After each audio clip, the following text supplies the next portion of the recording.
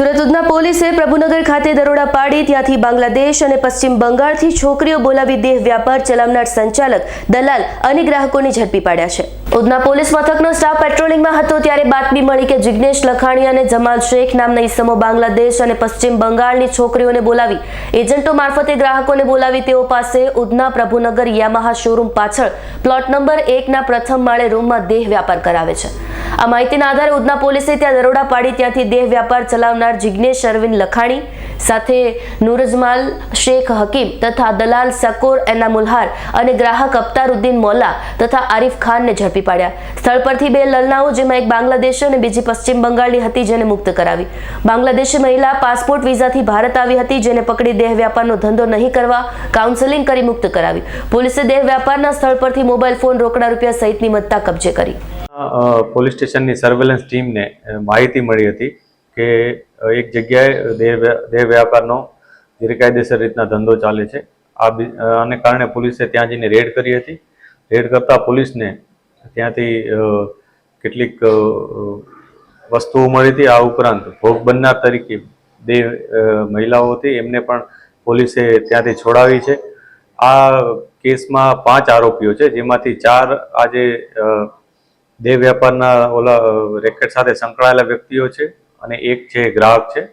એમાં 4 માંથી એકનું નામ જિગ્નેશ લાખાણી, એક આરિફ ખાન, એકનું નામ સકોર એનામુલ્લાર અને એકનું નામ અખ્તરુદ્દીન મોલ્લા કરીને છે। આ 5 વ્યક્તિઓ આ ગુનામાં સંડોવાયેલા છે। પોલીસે આ લોકોની ધરપકડ કરી છે અને આગળની કાર્યવાહી શરૂ કરેલ છે।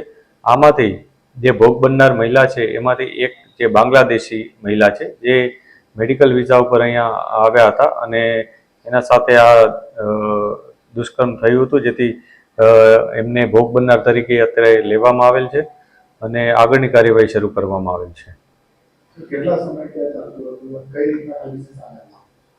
આ ઘટનામાં છેલ્લા એકાદ માસથી ચાલતી હોવાની પોલીસને માહિતી છે।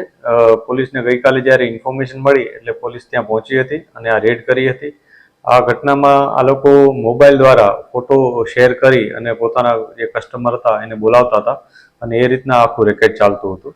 પોલીસ આમાં ઊંડાણપૂર્વક તપાસ કરી રહી છે અને આમાં ટેકનિકલ ઇન્ફોર્મેશન પણ અમે મેળવી રહ્યા છીએ અને જે મોબાઈલ છે એ મોબાઈલ પણ અમે જપ્ત કરેલા છે। કુલ 5 મોબાઈલ જપ્ત કર્યા છે જેની કિંમત 49,000 થાય છે। આ ઉપરાંત કેટલીક વસ્તુઓ પણ જપ્ત કરેલ છે કે જેમાં કોન્ડોમ, વેરાબિલ વગેરે વસ્તુઓ પણ છે।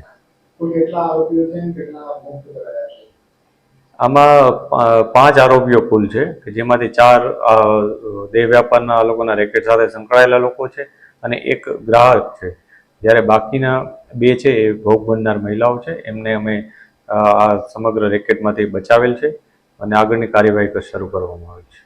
સર, બીજી મહિલા છે કોણ છે?